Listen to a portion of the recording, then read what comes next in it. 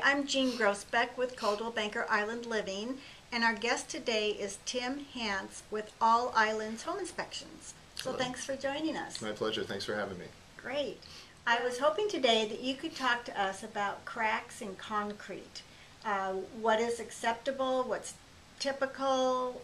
What should we be concerned about? Jean, that's a great question. Thanks very much. It's a question I often am fielded by realtors and by sellers and by buyers. What constitutes a crack that I should be concerned about? A crack, what kind of crack warrants further evaluation by a structural engineer? And what cracks are just cracks?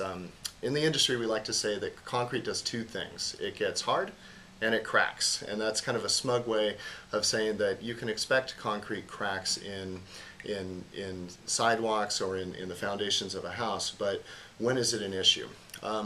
Cracks, there are generally a few different types of cracks. There's a step crack that forms a step pattern up your foundation wall. There are vertical cracks or V cracks which get wider as they traverse their path. So they may, if it's a vertical crack, it'll get wider at the top or it could get wider at the bottom. It's called a V crack. And then there are displacement cracks and horizontal cracks. And horizontal crack is obviously a horizontal crack in the foundation wall. And then the displacement pertains to whether one side of the crack of the concrete is displaced with respect to the other. The general rule of thumb is that concrete cracks greater than 1/4 of an inch or less than 1/4 of an inch, I'm sorry, are generally not structural in nature unless they're active cracks. So what is an active crack and how do I know if it's an active crack? An active crack is a crack that has sharp edges that can easily peel away if you touch the crack, and as opposed to an older crack which has a rounded edge and has been worn by weather and time. How do I tell if a crack is active or not?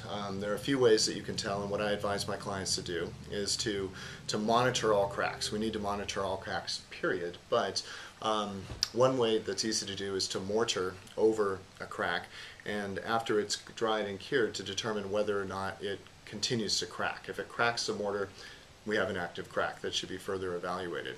Another easy way is to take a glass microscope slide, and you can take this and glue it on either side of the crack, and if the crack continues to open, it will crack the glass, or you can use a stiff piece of paper and glue it or tape it firmly across the crack, and if it warps or if it opens up and cracks or tears, then that's another way to tell if you have an active crack that should be further evaluated. Horizontal cracks that are displaced, or really most cracks greater than 1/4 of an inch, or really 3/8 of an inch or greater, are cracks that should be further evaluated, and in general by a structural engineer. Now when I say this, people always say, well, what about the 50-year or 100-year-old home that has a 1/2 inch crack in it?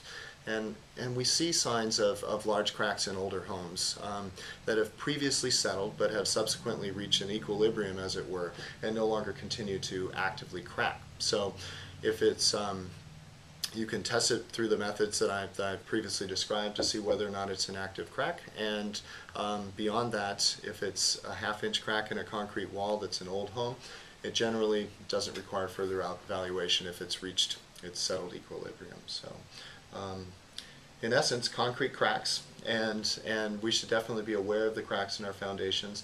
If it doesn't, there are shrinkage cracks in concrete that are common from when concrete cures.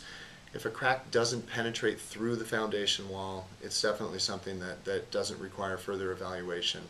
And to be honest, most cracks that I see in homes, knock on wood, have not been cracks for which I've recommended further evaluation by a structural engineer, simply because they don't meet the criteria that I've just explained.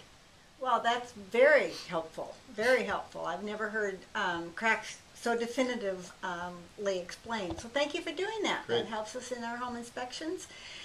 I'm Jean Grosbeck, Coldwell Banker Island Living. We would love to help you with your home search. If you have questions about concrete or anything else with your home, or are looking to do a home inspection, consider giving Tim a call.